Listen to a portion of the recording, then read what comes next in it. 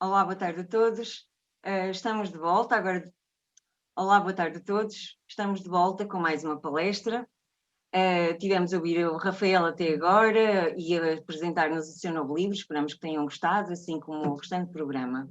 Agora temos connosco o Jacy, Reese, que nos vai falar sobre uma proposta que é um plano positivo baseado nas evidências e em todos os factos objetivos, o conhecimento que temos, as tecnologias que temos e um projeto que demonstra como é possível termos o fim da indústria pecuária à vista. Essas evidências são claras e sólidas e sabemos que a indústria pecuária é nociva para os humanos, para o planeta e para os animais, mas existem passos claros que todos podemos dar individualmente e em grupo na nossa dieta para reduzir esses danos. Mas como é que podemos fazê-lo à escala mundial, não é? À escala global? E o que é o altruísmo eficaz? Porque se queremos mudar o mundo, vai ser preciso bastante altruísmo. E o que é também a carne limpa? E poderíamos traçar uma linha do tempo prevendo o que acontecerá entre hoje, em 2020, e o ano de 2100, quando a humanidade poderá finalmente libertar-se da dependência da indústria pecuária e dos animais que temos para tudo? Estas são algumas questões sobre as quais o Jacy tem vindo a debruçar. Ele é autor do livro The End of Animal Farming, que já é um livro de 2018, onde ele analisa o desenvolvimento e a popularização de tecnologias da alimentação, como a carne limpa, por exemplo, ou os substitutos de carne, portanto a carne vegetal, e a sua pesquisa já foi apresentada no The Guardian, na Forbes, na Vox e outros meios de comunicação globais, assim como em outras conferências relevantes, e hoje temos o orgulho de o poder ter aqui connosco a partilhar esse mesmo conhecimento, esse trabalho connosco no Veganário Fest em Portugal e no mundo, porque acaba por ser um pouco por todo o mundo. O Jacy é pesquisador, cientista social da Universidade de Chicago e é cofundador do Sentient Institute, cuja missão é construir sobre o corpo de evidências, precisamente, de como expandir o círculo moral da humanidade de forma mais eficaz e incentivar os ativistas e os defensores de todos os animais a fazer uso dessas evidências para precisamente caminharmos rumo ao fim da indústria pecuária e de um mundo mais justo para todos. Jacy, thank you so much. I don't know if you were hearing the translation to English, but I think you trust me in your presentation. I already told them that you have a book and a plan, and you're going to share with us the data and the evidence that we all can use to have a better advocacy for the animals, for the planet, and for everyone. So thank you so much for being here. Just let me say just some more words, technical information. Quem estiver connosco na sala, portanto, algumas pessoas mantiveram-se na sala até agora, já sabem como é. Quem chegou, se tiverem questões durante a palestra, encontram em baixo no rodapé uma caixinha Q&A para questões e colocam lá as vossas questões. No final da apresentação eu coloco ao Jacy e ele responde em direto. Se estiverem a ver-nos no Facebook, convido-vos a entrar na sala e a deixar também as vossas questões. A novidade para quem também só chegou agora é que estamos a ter tradução em simultâneo. Temos connosco o Rui Silva, ativista de longa data e nosso amigo já há muitos anos, que faz este trabalho de forma profissional e ofereceu o seu trabalho ao veganário para estar em simultâneo. Portanto, é só encontrarem no mesmo rodapé o símbolo de interpretação e escolhem o canal que preferem ouvir. Se quiserem ouvir em português, então clicam e vão ouvir a voz do Rui Silva. Portanto, obrigada a todos mais uma vez. Deixem as vossas questões, não se esqueçam de depois aproveitar para conhecer a feira no próximo intervalo, que fica a passar aqui e que está também na nossa página e no Facebook, num álbum. Então, para já, sem mais delongas, Jacy, you have the word. Thank you so much. Thank you. Obrigado. Boa tarde, everyone. I'm not going to speak Portuguese, but I tried to do as much as I can. Thank you so much for having me. You'll see my slides behind me as a virtual background. We see 2 times that way. Great. Does this work? Is this good? But I'm seeing you 2 times, and it's replicated. I don't know how the others are seeing you. I don't know. Someone from technical can say something. Yeah, it's just because the background of you is also appearing on the small screen where your face is, but I think we can take it off. At least It's good okay? they are saying from the public. So yeah, carry on. Okay. Okay, thank you. Well, yeah, I'm very happy to be here. My presentation is The End of Animal Farming. You could also read this as The End of Factory Farming. Over 90% of animals worldwide on farms live on factory farms. In the US, that figure is over 99% living on factory farms. So in effect, animal farming is factory farming for most of the world. I'm going to talk about the big picture today. I'm going to talk about my work at Sentience Institute. So this is a small think tank research organization where we research how we achieve large-scale social change. So what has led us to the place where we are today in the conversation around factory farming and around plant-based and vegan food?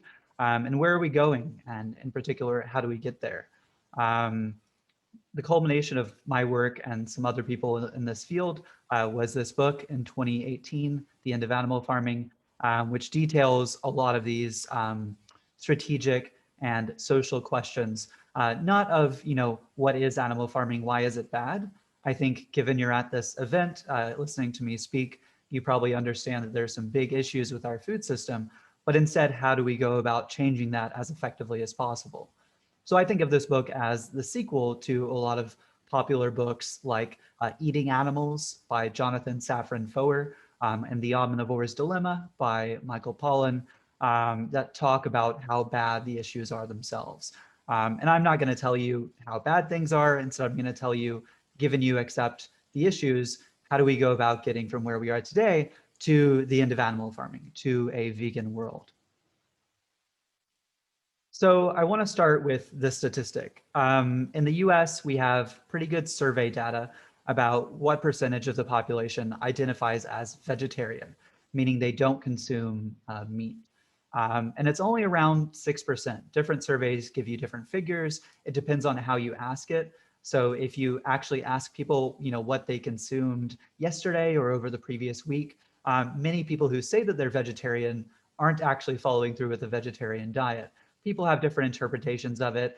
In general, people don't stick to diets very well. A lot of people, even on a ketogenic diet or a carb-free diet or all of the many different diets that you have today, don't really stick to it consistently. But nonetheless, it's a small portion of people. We have less data on vegetarianism rates in Portugal.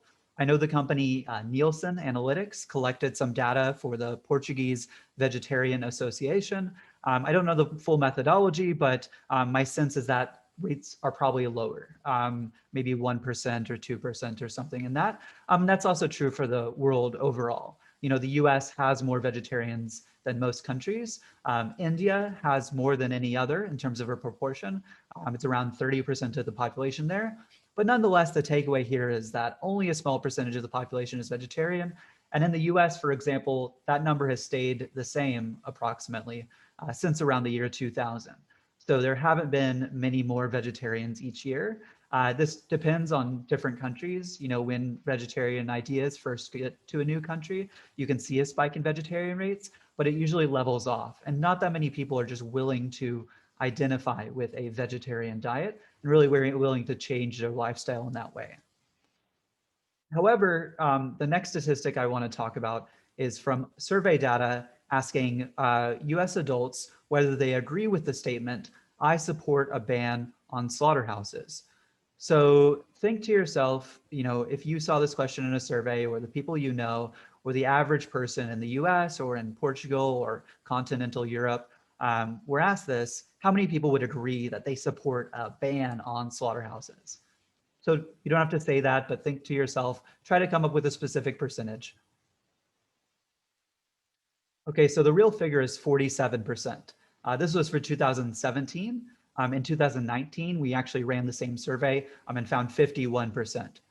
So it's a large number of people who support this very strong sentiment, who support a ban on slaughterhouses throughout society. That's a huge contrast to that small percentage of the population who's vegetarian. There are many more people who aren't vegetarian themselves, but at least according to this data, would support a transition towards vegetarianism in the general population. So to give you another example of what we find in surveys, here's a question. So we ask people whether they agree with the statement, the factory farming of animals is one of the most important social issues in the world today. So again, think of a percentage, think of how many people would agree with this statement. So that figure is 69%. This is a huge portion of the population in the US. We haven't ran the survey for Portugal, but for most of continental Europe, I would guess you still have a larger percentage of people thinking of this as a social issue and an important one than you do people going vegetarian themselves. People see its importance, they're just not willing to make that change in their own diet. Again, this is a figure from 2017.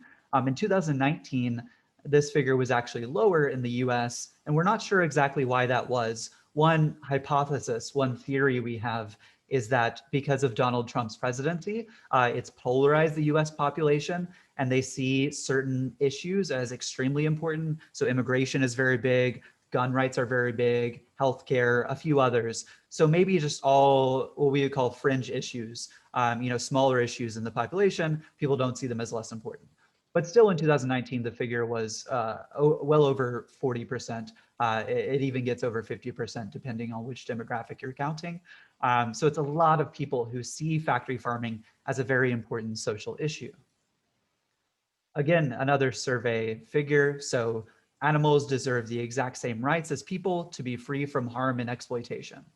We didn't run this survey at Sentience Institute. This was Gallup, a very famous polling firm that asked people they had three options. One was this, another was that animals deserve some protection, and another was that animals deserve basically no protection from harm. So this is a pretty radical animal rights statement if you think about it. Animals deserve the exact same rights as people. I know many vegetarians and vegans who wouldn't agree with this statement. But what does the data say? When we present this question to people in surveys, how many people agree with this statement? So that's 32%. It's smaller than the number of people saying that it's the most important, a very important social issue, but it's still a very large figure. Again, think back, 1% vegetarian in many countries, up to 6% in the US. This is, for India, this would be close to the rate of vegetarians, but that's because India is a very unique country. Overall, a lot more people, endorse a very strong animal rights viewpoint than will actually change their own diet. So finally, when we think about not just animal rights, but the other issues around animal farming, like environmentalism, we can look at survey questions like this. So what percentage of people agree with the statement, protection of the environment should be given priority, even at the risk of curbing economic growth? So this, again, was asked of US adults. So in America, there's a very strong focus on the economy. We're a very capitalist country. People really focus on jobs and the economy. So in our political elections, like the current election for the presidency, this is the #1 issue, is people thinking about the economy, whether they can find employment themselves and whether the people close to them can find employment.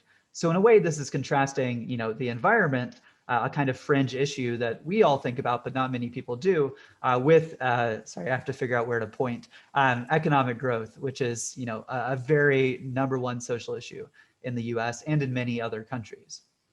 So here, 62% think protection of the environment should be given priority, even at the risk of curbing economic growth. So that's a very large number of people endorsing a seemingly radical environmental claim.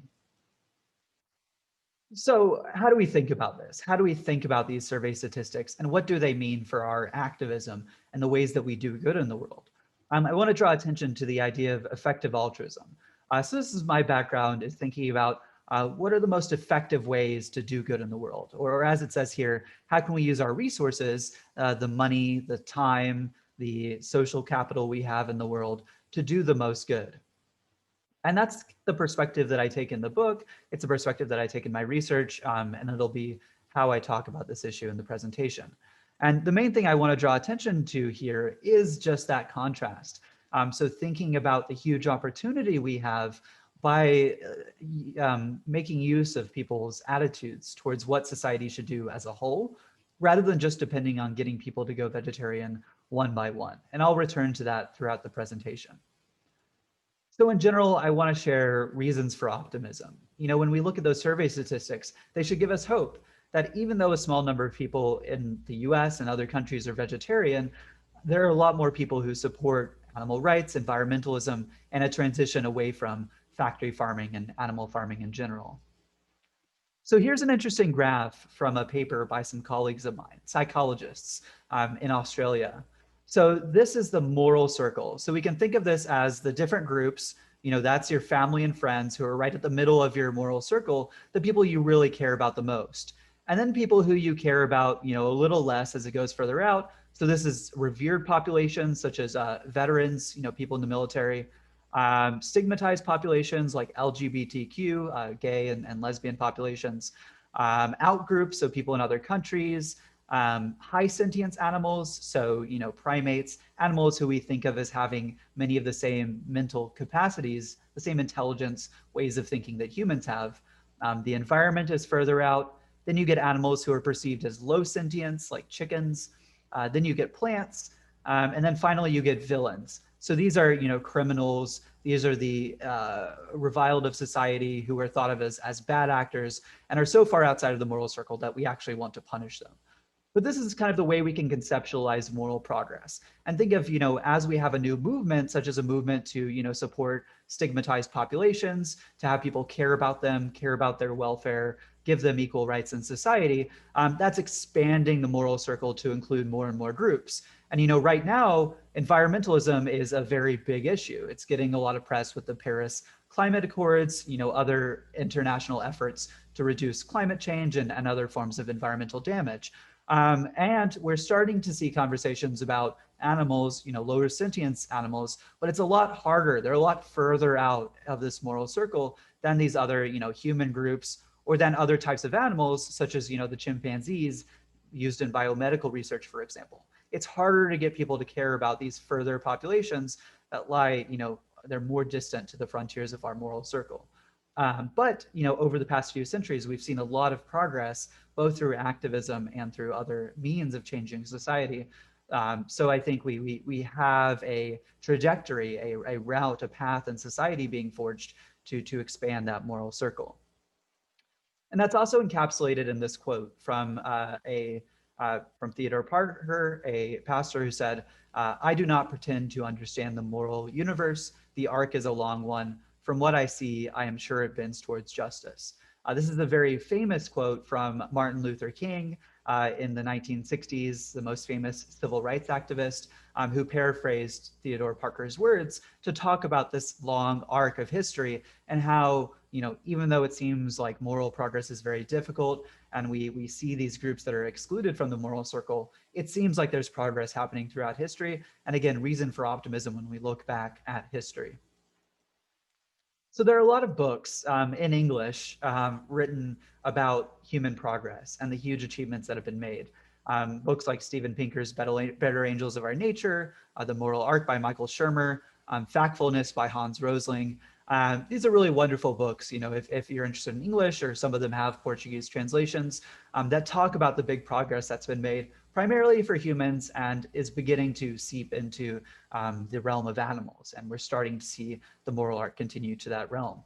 In fact, you know, there's kind of a whole genre of literature being built right now in nonfiction that we could call progress literature. That's really all about the ways in which things are getting better. It's very easy when you see the headlines in any country, in any language, to think the world is so terrible, everything's bad. You know, you look at America and see, well, let's say Donald Trump's presidency or various wars and, you know, injustices.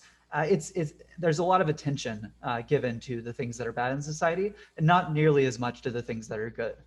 Actually, just a few days ago, the Nobel Peace Prize was awarded to the World Food Program, which I thought was a very good gesture from the Nobel Prize Committee because we are seeing really big achievements in issues like world hunger, so food issues, even though with the coronavirus and the pandemic, we're seeing lots of negativity as well. It's nice to give some attention to those positive forces in the world because they are very strong and powerful. So there's also a reason for optimism when it comes to the economics, the inefficiencies of animal farming. So in this case, we have the percent or units of edible output per 100 units of feed input for various foods. So for beef, for example, what this graph means is that if you put in a lot of plants, so a lot of calories or protein from plant products, so the feed that these animals are given, you get only a very, very small number of edible output. So a very small number of calories in yellow, or of protein in red, or kind of a pinkish red color. And with sheep, you get fewer. With shrimp, or sorry, you get even fewer. With shrimp, you get somewhat more. Milk, you get more. Pork, you get more. Poultry, fish. Fin fish is just another word for fish, essentially. And then egg products. But all of these are a small proportion of the input. They're all inefficient. So with all these animal products, you're getting only a small number of calories or a small number of protein per the amount of input you put in. It's much more efficient to get calories and protein through plants. This is interesting with protein because we always hear that you get so much protein from animal products. Well, where do those animals get their protein? Well, it's because they're consuming protein or amino acids, the constituents of protein in the body, from the plants themselves. So if we look at this, we can see that we would have a much more efficient food system. We'd be getting a lot more calories, a lot more protein, if we just got all of our food straight from the plants themselves. To put that another way, you can look at the use of edible crops. So this is a pie graph showing where all of our crops, our plants like corn or soy, go as a human society. I think this data is for the US in particular. So you can see that only a small portion goes to biofuels in yellow or other sources. A lot of it goes towards plant-based foods in this dark green. A smaller portion goes towards the plant-based waste. Even with plant foods, we do get food waste. It's a serious issue, and a lot of our food goes towards it. But then also a lot of it is going to the food waste of animal products. So this is like when people throw out, leftover ground beef, animal feed. So, what you're feeding those animals that does get converted to the meat products or the animal products we consume. This is a really large portion. So together, these two, reddish orangish pieces of the pie chart could go away if we stopped using animals for food, and we could get a lot more of this dark green, so a lot more plant-based food to solve hunger issues around the world. So groups like the World Food Program are saying that if we use plants, we can feed a lot more people, and it's a more sustainable solution for humans, even if we're not worried about the animals themselves.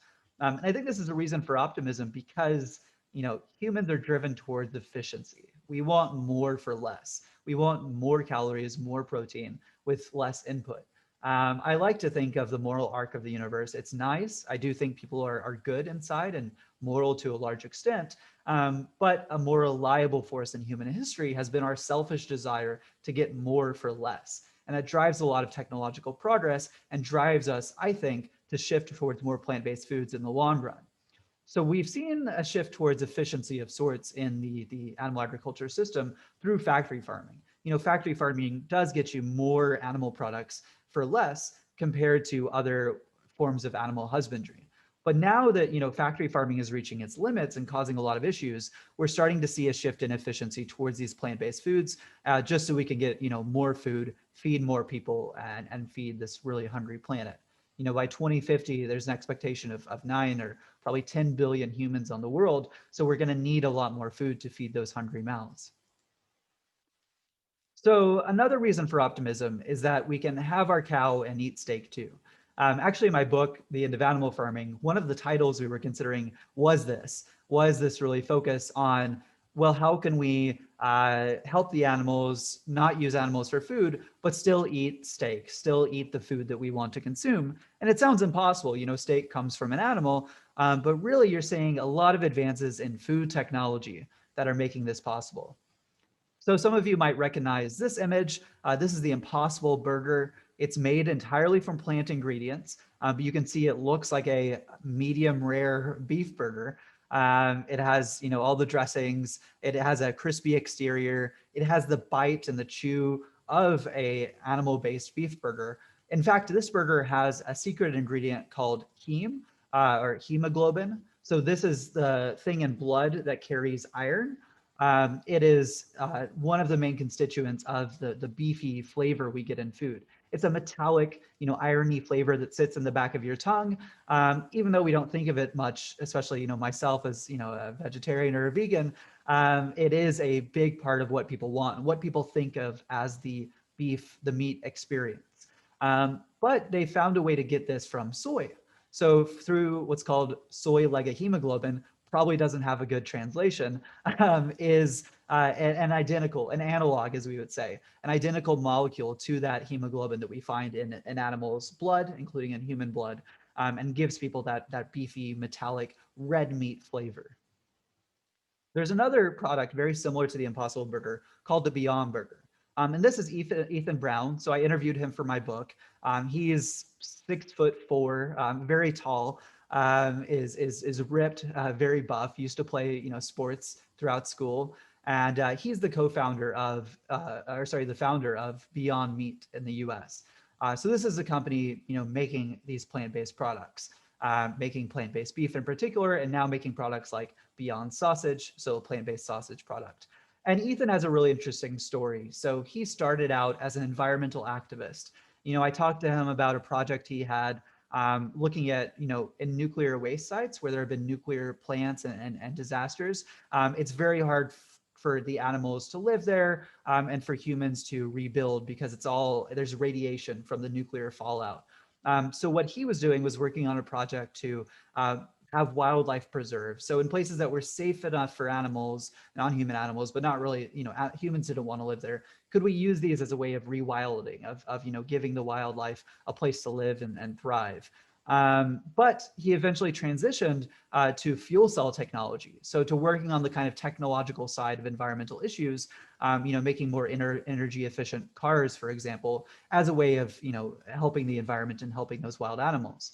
But he started to look into food. He was actually investing in some vegetarian restaurants at the time and learned about this really interesting technology that was being used to make plant products that had, again, that same culinary taste, texture, mouthfeel of the animal products. And this was very, powerful, a very powerful insight to him because he saw he was a vegetarian himself, but he had lots of friends who, were fixated on this idea of meat, lots of his friends from sports who really wanted to consume those beef burgers and would never switch to, the black bean burger or the salads, the foods that, and I went vegan when I started my research in this area, and now I eat mostly, rice and beans and black bean burgers and this sort of thing, but they would never switch to that. So he needed a different product, and that's what led him to work on Beyond Meat.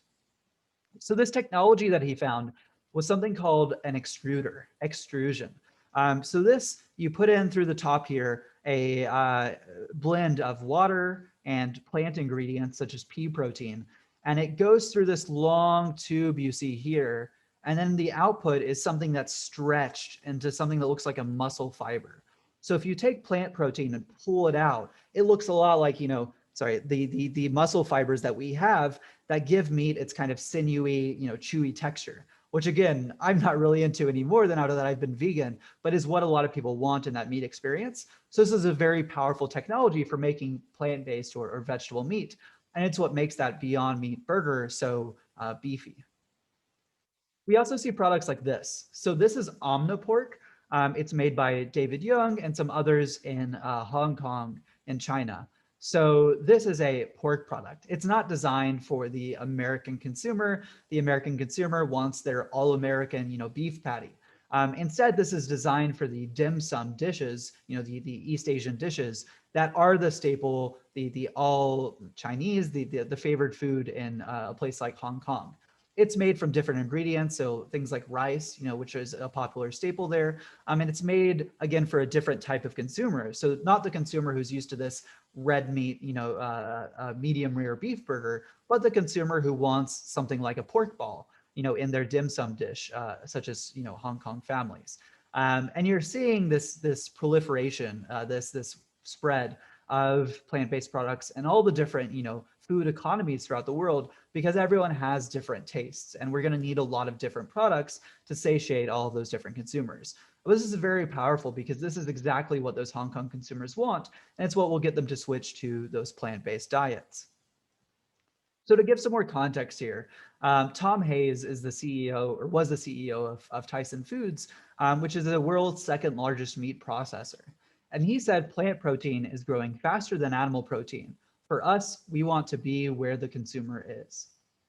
That's a very powerful statement, because he is someone who's worked, much of his life in the meat industry, making money from, killing and processing dead animals. But even he's saying that they're shifting towards being a protein company. That's a big change in rhetoric you're seeing with meat companies right now, is rather than being a meat company itself, they're becoming protein companies, which also includes the plant-based protein sources. And that's really wonderful for, right now diversifying our food system, but eventually transitioning to those plant protein sources throughout society as a whole. Bill Gates, the famous tech entrepreneur, said this was the future of food. He said this actually back in, I think, 2012. So before we even had the Impossible Burger or the Beyond Burger or Omniport, he was saying that this was the future of food because he saw the writing on the wall, and he was able to see the next big thing. And now, you've had so much success that he and others who have gotten in really early have been, for example, financially successful. I'm not sure if Gates himself invested in these companies, but lots of people have made a lot of money to date. So with, Beyond Meat, they had an initial public offering, an IPO, which means that they started selling their stock on the stock market so people could buy it. And they made huge amounts of money. It was the largest IPO since what we call the dot-com bubble. So in around the year 2000, when you had these big internet companies taking off, it was the biggest IPO since then in terms of its peak stock price on the day it was released. In fact, the peak market capitalization, meaning like the peak size of Beyond Meat, as measured by the total value of its stocks, was $14 billion, which is huge, especially for one of these new food companies. So again, the tech industry is getting excited, and that should make all of us excited about the future of this industry. Richard Branson, who's the CEO of the Virgin Empire, like Virgin Mobile and Virgin Airlines, said, "I believe that in 30 years or so, we will no longer need to kill any animals, and that all meat will either be clean or plant-based, taste the same, and also be much healthier for everyone." So this is a very powerful statement from him about the trends in our food system. You've had groups like ProVeg and Greenpeace say that the future of food is actually plant-based, that we will see an end of animal farming. ProVeg and Greenpeace have both set goals like a 50% reduction in meat and dairy by the year 2040 or so. Public figures like Ezra Klein, Steven Pinker, Bill Nye, and Maneka Gandhi have said that the future of food is plant-based. So there's also another technology in addition to that plant-based meat. And it looks like this. It's called cultured meat, carne cultivada would be the Portuguese translation of that, or it's called clean meat, which would be carne limpa. So this is a technology that is actually animal cells made into the same product that people are eating from an animal's body. So it starts with the cells. You take a small sample of cells from an animal, either living or dead. You don't have to kill the animal. You can take a syringe and take a small biopsy the way, a doctor takes a biopsy of cells from you at the doctor's office. And those cells grow. So they're grown with food. So sugar, growth factors, these other things we find inside an animal's body. Sometimes they're put in scaffolding, which is like a 3D structure for the cells to grow around. And then that's all put in a big cultivator, which looks like one of these big tanks at a beer brewery, or to make cheese or yogurt or these other products. And the end result is actual meat. It is molecularly identical to the meat that people consume now, which is very powerful because they don't even have to switch to a plant-based product. They can eat exactly what they're eating today. So one of the biggest indicators of this trend has been Google's excitement about these companies. So Google, for example, tried to buy Impossible Foods. Impossible Foods refused to sell, but Google is getting excited about it. This guy, Eric Schmidt, who's was the CEO of Alphabet, Google's parent company. When he was asked to list the top trends in the tech industry, his #1 answer was nerds over cattle, which again indicates the excitement around plant-based and cultured or clean meat. So I also want to make some other strategic points, more on the activism side. So when we have that technology, how can we use it? How can we use it to get to the end of animal farming or to get to an animal-free food system? And what I alluded to at the beginning with those survey results. So thinking about the fact that individually, only a small percentage of the population is vegetarian or vegan. But thinking about institutions and the fact that a very large number of people will support institutional change for animals, change in the food system, we want to see a transition. And I think we are already starting to see a transition from changing individuals to changing institutions. So what does this look like in practice? Well, individual messages are things like go vegan, telling people individually, hey, you need to make a change in your diet, which has been by and large how change has been affected today, how we've gotten a large number of vegetarians and vegans in the population. From a more activist standpoint, this is things like handing out veg-focused leaflets, veg-focused online ads. So advertising online like, hey, you should go vegan. Here's a video of animal cruelty on a farm, for example. And then in general, creating a lifestyle movement of people changing their diets one by one, shifting towards that vegan lifestyle. Whereas institutionally, what we're shifting towards is things like we need to end our reliance on factory farming, policy changes, so meatless Mondays, movement building like Veg Fest that are building a community of people, activists and consumers, as well as others, working towards an animal-free food system. And then, as I discussed, the technology and startups that are working on this as well. And this is very powerful, this institutional change. There are a lot of reasons, if we look back at history, to think it's more effective. So there's a lot of historical precedent. If we look at old social movements and what's been most effective at creating social change for humans and for animals, it's almost entirely been changing institutions. So for example, with the anti-slavery movement that started in Britain and went all over the world with Portugal and other countries getting rid of their slave trade, especially America abolishing slavery through our infamous Civil War in the 1800s. What was most effective was changing policies, getting politicians to change the laws around slavery, even though there was something called the free produce movement, which just means a movement of people working towards what's called free produce. So consumer goods like shirts and food and clothes made from non-slave sources. So that was a part of the movement, as were boycotts of products like sugar in Britain. But by and large, they succeeded with this institutional focus, and that individual work was only seen as one flank of the overall institutional trajectory of the movement. Just as I think with farmed animals, we should see the veganism and the vegetarianism as just one part of the overall movement that we're all here to support. You also have more moral outrage. People feel angry when they think about institutions. It gets them amped up, excited. They want to create change in society. Whereas if instead you say, hey, what you're doing is wrong, you need to change your diet, and kind of guilt trip them, make them feel guilty about their own consumption, you get a lot of resistance. People don't feel outraged with the system. They feel defensive and want to buckle down and even form stronger beliefs about what they're doing with their own diet. You also get social pressure. Humans are social animals, and by working together and having a collective change, you can get a lot more impact. So I'm going to skip ahead a few slides and skip. Well, I'll talk about this briefly. So with terminology, we've seen several different terms used. As I mentioned, with cultured meat versus clean meat. So slaughter-free, cell-based, different terms have been used to describe this new food technology. And there's a big strategic question around what should we call it? What will be most effective for creating social change? I do think that in the long run, it will just be called meat.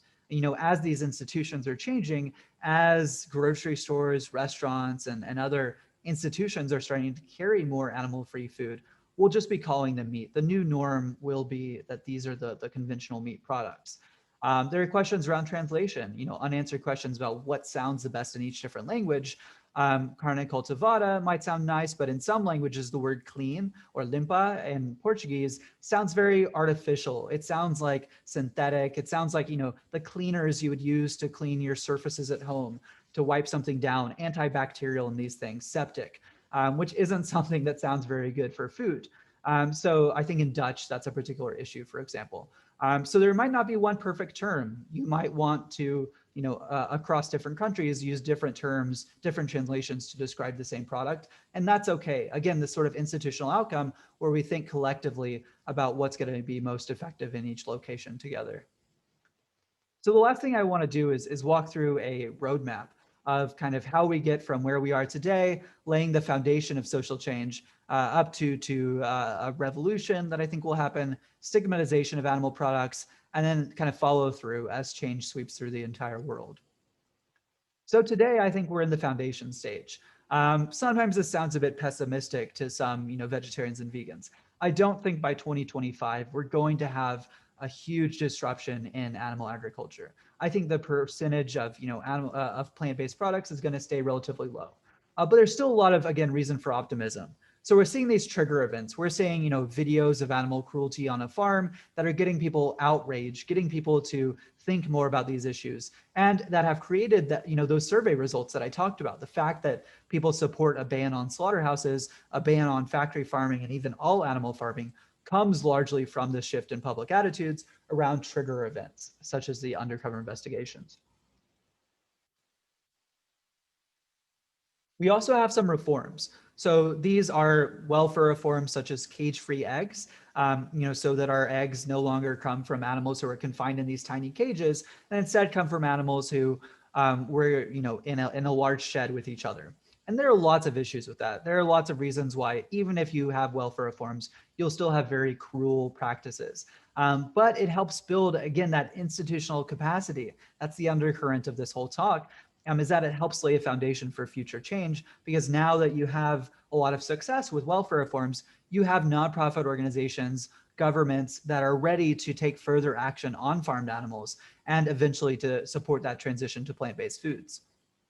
You have research and development, so R&D, the research that's going into building these new food technologies. That's what's happening right now, getting ready for 2025 and after, where those products can scale up and go to the whole world. But right now, we really need to get just a great Impossible Burger, make it cheap, find ingredients and processes that are inexpensive so that it can compete with animal products. You're getting the seeds of the public conversation. So we're figuring out how we talk about these new products, such as the terminology debate we just discussed, such as the discourse around vegetarians, negative vegetarian and vegan stereotypes. We're handling all of those as a society right now and figuring out how we're going to talk about this upcoming change. So stage 2 is the revolution. That's when the really big change starts to occur. We'll see cyclical effects. So again, with welfare reforms like cage-free eggs, that helps support the institutional change of shifting towards plant-based options. We also see the increased demand for these new foods lead to lower prices. We see behavior change leading to changing attitudes, and changing attitudes leading to changing behavior. Each of these cyclical effects means you get really rapid social change because each one of them affects the other, and vice versa. And we get this really rapid cycle of social progress that happens in many social movements throughout history. We're going to see increasing urgency, the fact that we have climate emergencies, the fact that we have, coronavirus and pandemics, factory farms in general very much increase the rate of pandemics in society at large. And as we have more and more health and climate crises, we're going to see the need to address the root causes in our food system, such as the use of animals for food. We're seeing early adopters at this stage. So this is a very famous graph in social science, starting with the innovators. So these are the people who are, going to VegFest right now. This is you and me. Then we have early adopters, early majority, and the late majority, laggards eventually. But we're going to get into this middle stage where we start to see really the masses starting to change their own diets and starting to shift towards these new foods. We'll see meateries in 2050, large-scale production of these new products. In fact, I think that over 50% of the meat, dairy, and eggs produced in high-income countries such as Portugal and the United States will be animal-free by the year 2050.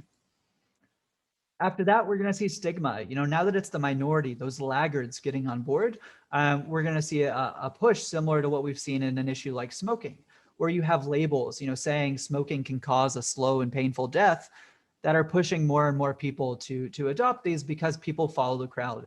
Again, as I said earlier, humans are social creatures. We like to follow what each other is doing. You'll see globalization. So around the world, you'll see, with trade wars and things like this, what one country does very much affects what other countries do. And as you see changes in Europe and the United States, that'll lead to changes in other places like Africa that at least historically have followed many trends in the Western society. Finally, you'll see follow through. So this is really where we're stamping out, animal farming in every corner of the globe. You'll see full adoption. So even in, low income countries today, where often the people have to eat whatever's available to them, they will be increasingly shifting towards these plant-based foods that are, again, cheaper and more efficient and better fit with their own goals for health and sustainability, as well as global goals of, climate change and animal welfare.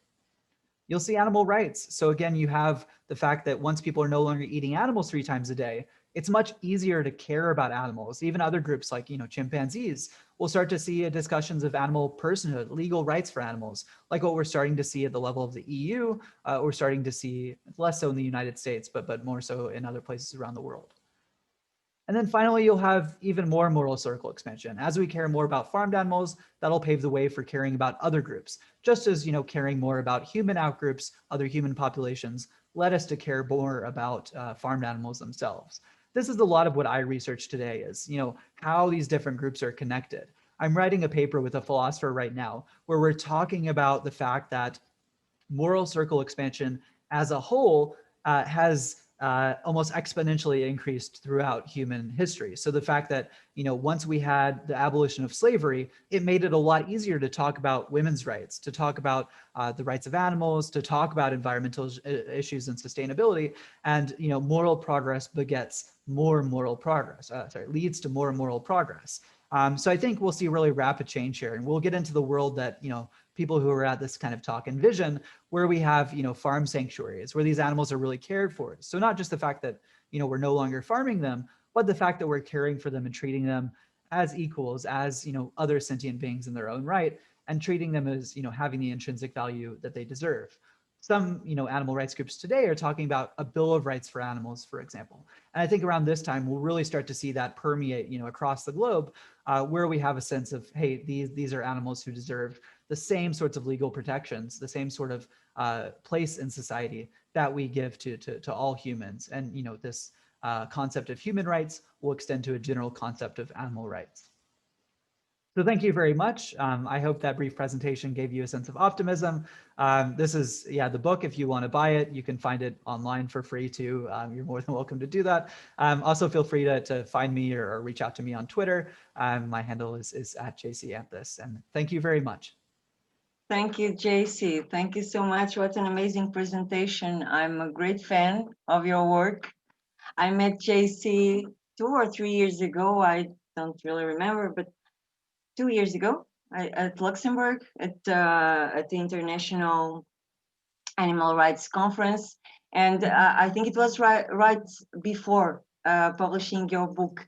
But when I heard your presentation, I said, okay, this is an optimistic way of living veganism and a good, what's the word?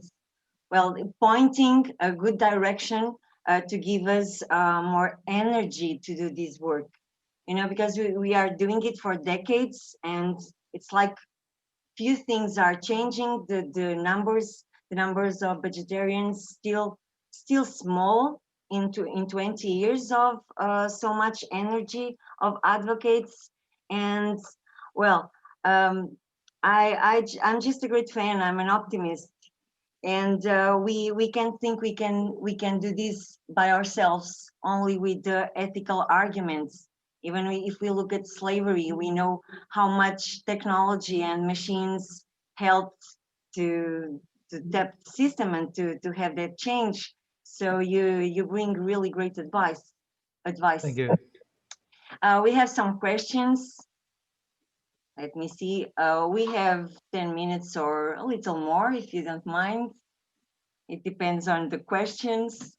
So the first one, is all these plant-based meats or clean meat technology being developed worldwide, or is it still mostly America? Yeah, easy Yeah, one. so this is interesting because America as itself, almost all of the research is happening in Silicon Valley and in California in particular, because that's been the epicenter, the beginnings of so many technological changes. That's where, social media companies such as Facebook and Twitter got their start. And really it's where that change, I think, has started to kick off. It's where a lot of the investors are in particular. So it's where a lot of the money is based. So still that's the, large majority of companies. There are some other, you could say, miniature Silicon Valleys around the world where you're starting to see some change. So one of those is Tel Aviv, Israel. Tel Aviv is on track. It's smaller, but it's becoming kind of the Silicon Valley of Israel, or even the Silicon Valley of Eastern Europe and the Middle East in that region. You're seeing a couple companies in the UK that are starting to take off. More so with the plant-based meat, that's easier. You don't need as much investment. It's not as long-term and speculative. So that's easier to do in different countries. Obviously, with the traditions of tofu and tempeh and these kind of East Asian plant-based meats that were kind of the original, over 1,000 years ago, you're starting to see changes happening in Hong Kong. Singapore in particular has a rich technology industry that's very rapidly growing. So they're starting to do some investment. In fact, the Singapore government, as well as the Japanese government, has already started investing in these plant and cultured meat companies. So you're starting to see those changes. None of them are as big. In the plant-based realm, you're seeing more of it in other places, but I think we'll see more of it in the future. It's easy for the wealthiest people in a place like Silicon Valley to invest in these kind of long-term technologies. Cultured meat might not really be making money, like they might not be making a profit for quite a few years. But as that gets closer and closer in other places throughout the United States, I'm from Texas, kind of in the South, where we don't have much, of a tech industry investment, that sort of thing. But you'll see more excitement about it there because you'll still need to be producing the food close to where the people are, which means eventually, even in a place like sub-Saharan Africa, you're going to want something like a, cultured meat or clean meat production facility rather than making it in Silicon Valley or even in Europe and shipping it all the way to that other country. Yeah, thank you. We had Nick Cooney here yesterday, and he's also working on labor at Asia and Japan. So yeah, we are getting a big picture about it. Another question. Do you know how ready are those pioneers to answer growing demands? Can they scale as fast as they expect growth in demands, on demands? Yeah, I mean, they're doing their best. Like they want to sell more products and make more money. And people like Ethan Brown, want to end factory farming as soon as possible because they're personally motivated. So they're trying, but it is a challenge. In fact, when I talk about, something like cultured meat technology, most of that is not just figuring out how to make the burger itself. It's figuring out how to make the burger cheaper. We can make cultured meat. There have been several prototypes. In 2013, there was a whole hamburger made. Just this year, there was bacon in the UK. I think another company in California is already giving some bacon to the public. So having a large taste test with 100 people, they're able to make it. It's just very expensive. So the technological challenges are figuring out, how do we, so that growth media, the stuff that you feed the cells, the stuff that makes them grow, it's comparable to, the blood and the serum in our own bodies. That's very expensive right now. It involves a lot of weird chemistry. It's challenging to make, and it just really runs up the cost so that an individual burger, that one in 2013 was $300,000, roughly 300,000 euros, very expensive.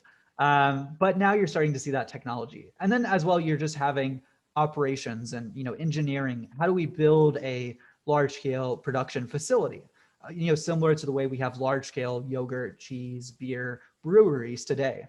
I think this is really important and often neglected by these companies. I look at the example of biofuels, which we've studied at Sentience Institute. And in that case, you had a lot of hiring of biologists, people who really knew, how biofuels worked. How do we actually make something that can, be pumped into a car like gasoline or petrol? How do we make that from something like corn? But what they didn't invest in early on was, well, how do we scale that up? How do we take, a 100-liter bioreactor, a 100-liter tank where that's made, and instead make it 10,000 liters? because that's a very hard engineering problem. You're starting to see more of that, but I'd like to see more of that in the industry, thinking of how do we scale it up to the production level of animal products themselves, but you're starting to see it. I mean, one of the biggest indications of this is that even the Impossible Burger, which is at Burger King, which is one of the biggest fast food restaurants in the US and elsewhere, that's still more expensive than their normal beef burger, because if they started selling it for the same price, they wouldn't be able to meet Burger King's demand.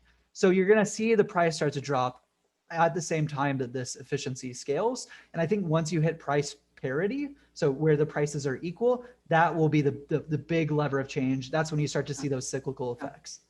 Yeah.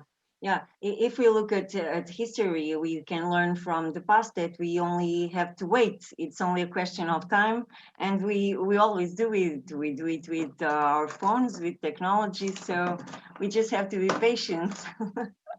I was reading just today, this morning, an old New York Times article from 1880.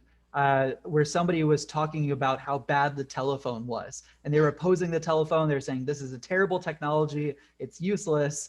And it seems absurd now to think back to that. But there's always questions about whether the technology will be adopted. And by and large, we want more for less again, not just morally, but just for our own selfish reasons. We want to switch to technology that doesn't make us waste a whole animal to just get, a meat product.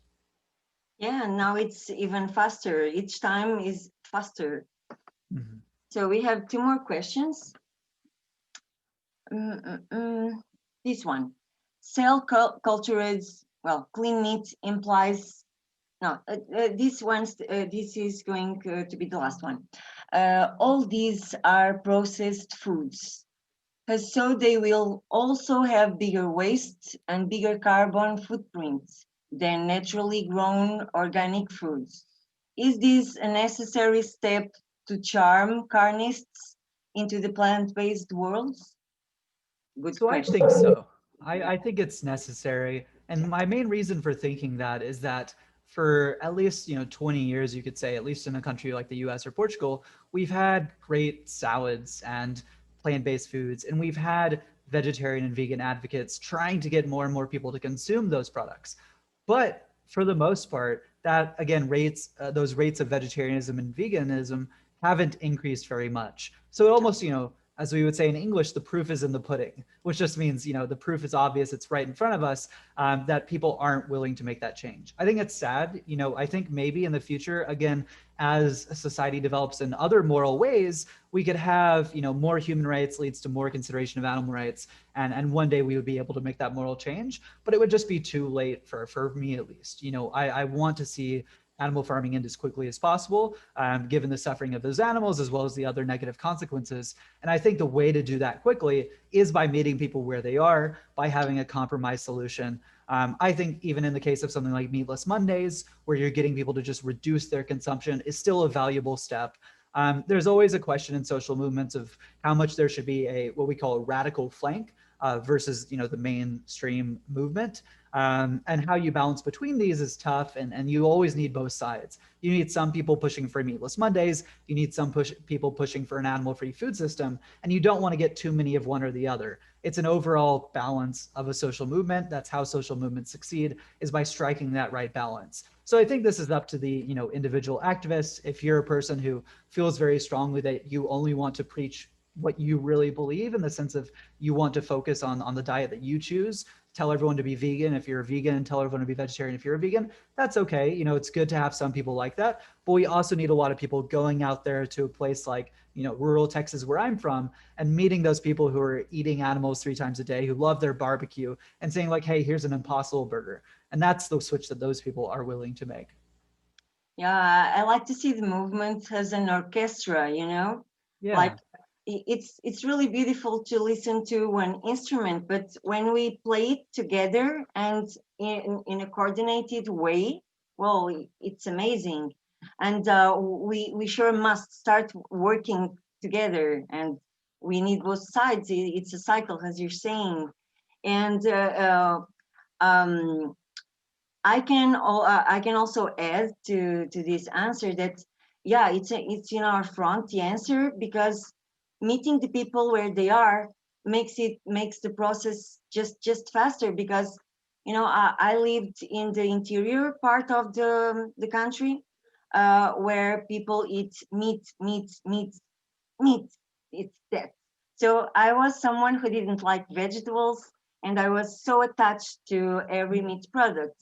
And I still go there, and I see that people start caring mostly about health because of cancer.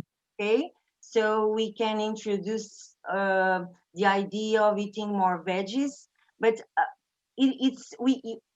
I don't know the word in English. I want to say. I'll say it around.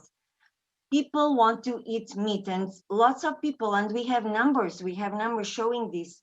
People want to eat meat, and lots of people are not going to change. Lots of people will never go vegetarian or vegan. So it's really necessary to meet them where they are and give people what they want to eat now, and then we'll see in the future. You have a great plan. I like your plan. Exactly. Yeah. Yeah, but the taste, we have the taste fight to do before. Yes. The last question: cell cultured implies, or clean meat implies, still a relationship with animals to collect these cells. What's the role of animals on that new industry? And as you know, this is I took this to the last one because this is the issue in the animal movements. Maybe you could explain the pros and the cons, because this is the issue, because it still comes from an animal. So how can you support it? I know Yeah. the So answer, but exactly. Yeah. The short answer is that in the long run, I don't think it will include animals. I think you can have what's called an immortalized cell line, and you can have cells that, this is getting technical, but proliferate indefinitely. So in the sense that, this batch of cells that you keep in the freezer will last you forever. You don't need to keep those animals around. I think that if we were to switch to, cultured meat today, we might not be able to give those animals that are still around a good life. But again, as we're having this cyclical effect, and when we think about the realistic timeline of this, maybe it'll be 100 years, or sorry, 80 years before people actually switch fully to cultured meat, and there are no, animals left in the sense that we can still get cells from them. At that point, maybe we'll still keep some of these animals around in a sanctuary, give them very good lives, not be using them, but just providing a home for them, for their species. That's a tough ethical question we need to wrestle with, because these animals are in some way artificial. They're bred to suffer. It's not like a species that organically developed outside of human development. So do we really want to keep them around? And I think, I'm not going to take a stance on that. But that's a very distant thing. And until that point, we will still have some of these animals around at farms. You can go to a farm and just take a sample from the animal. You can take an animal who's at a sanctuary today and do the same process. So it won't have to be a part of the industry. You don't need to keep animals as part of the cultured meat company. We're not seeing like, Memphis Meats or these other companies have to keep their own flock of birds to take samples from. Like, you're never going to see that, because you can just get them through other means. And then one day we might switch to technology that can allow us to just keep the cells around indefinitely and grow them without having to have any, living animals around. But I think in the near term, while this is a good thing for, us, you could say enlightened folk, the people who are really thinking far ahead, to be thinking about, it's not something that matters right now. That's just the fact of it. It isn't a question we need to wrestle with until we see, let's say, a 99% reduction in factory farming. And at that point, then we need to figure out, and maybe our answer will be that we don't want cultured meat. Maybe at that point, people will be willing to eat salads all the time. And again, this goes back to the previous question about, isn't it more efficient, better to have food straight from the plant, because there's no sort of processing, no sort of inefficiency involved. And maybe, I don't know, I don't plan to, I don't assume to know what's best at that point in human society when you're wrestling with those very hard questions. What I know right now is that, factory farming is very bad. And if it just means a 99.9999999 reduction in the number of animals farmed, I'm all for it. So I think, yeah, for the foreseeable future, that's my approach to the Yeah, situation. so it's a question of numbers, but the great discussion that we can see, at least at Facebook groups, and you know, it's in the base of opinion, is that you still use an animal to start all the process. So it's the ethical closed view. So because of that, we couldn't support the change. We couldn't support clean meat, for instance. But how many animals are we able to save only by sacrificing one animal? Yeah. So would you like to say something about it, only to support the idea of this balance? It's so clear that you will save much more animals, millions. Yeah. I mean, I don't think we're sacrificing any animals in the process, because we can always get those cells But from already living. It's the question of only using an animal. Yeah, so if you have, I mean, this gets into some esoteric philosophy, but if you have the view that historically you should not participate in any process that started with something unethical, such as using an animal, then you have to essentially remove yourself from all of society, because every building you go into, the science of how you build that building, the construction, at some point started with something unethical being done. You know, if we go back just decades, certainly if we go back hundreds or thousands of years, almost everything is some consequence of slavery, of genocide, of oppression, which means that we shouldn't be participating in any of these things, because at some point historically in the process, there was some unethical act. That's not the moral view that I take, you know, because I'm not going to abstain, you know, remove myself from society when there's so much good to be done and so much impact I could have by participating in society. But if you have that view, then, you know, living off the grid, not participating at all, it makes sense. I think people like that, you know, aren't doing harm, as long as they aren't trying to keep society from getting better and from mitigating that harm. But philosophically, yeah, I just don't think that almost any contemporary philosopher would agree that having originally participated in some unethical act makes the entire, you know, ad infinitum, as the decades and centuries go on, institution inherently unethical and such that we shouldn't participate in it at all. Yeah, that's the main idea. It's ad eternum, because everything that we evolve comes from a worse scenario from our point of view in the future, in the present. So yeah, that's a really great answer. And Jacy, thank you so much for your, it's not only an optimistic vision, it's not only that idea, but it's because it's based on facts, on data, real data. So it's a reliable perspective. And thank you for sharing it with us here at the Ganario. I believe this will be very important for everyone to just start thinking about how much more we can do if we do this change on our approach. Thank you so much, Thank you. Jacy. Thanks for having me. Muito obrigada a todos que nos estiveram a ver até agora e a quem ainda está na sala. Nós vamos ter agora de seguida uma outra palestra, portanto, quem quiser pode ficar. Temos o Dr. Alberto, que nos vai falar do Brasil e que vai fazer a sua apresentação, até com a ilustração de alguns casos reais, sobre como a alimentação de base vegetal, para além de ser boa para a saúde, isto já é concebido, tem até um papel importante na prevenção de algumas doenças. E então fiquem connosco, faltava esse tema ser abordado mais a fundo neste festival, que tentamos que fosse o mais completo possível, a nível de temas e de reflexão. E depois então temos um momento para jantar e depois voltem também, se puderem, para o encerramento às 21h. Vamos encerrar com 2 concertos, um concerto do Romeu, outro concerto da Jéssica Cipriano e da Vanessa Ferreira, e as despedidas e os agradecimentos e os abraços virtuais, todas essas coisas boas, depois de 9 dias de festival. Obrigada e até já.